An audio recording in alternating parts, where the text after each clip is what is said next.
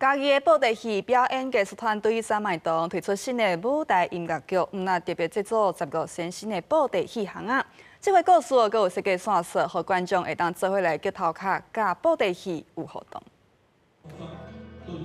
10多位工作人员做伙夹着红仔，伫舞台顶做演出的排练。嘉义县布袋戏表演艺术团队三麦堂为着新的音乐剧制作15身新的红仔，其中佫有一身有790公分、25公斤。这对夹红仔的师傅来讲，是一个真无简单的演出。这应该是我也过上重的红仔。较困难的所在是因为伊的伤口其实有一块可以食，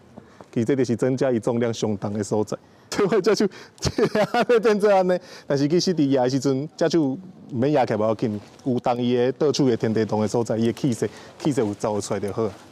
为着要互看的人有新的感受，三麦堂除了制作新的音乐以外，这届演出的故事佫增加推理的内容，佫邀请来看戏的民众做伙参与互动，要互传统的布袋戏增加新的表演元素。这是一项阮过去5档的作品，啊，伫咧今年含这出新的布袋戏音乐剧做伙演出。这届阮要用这个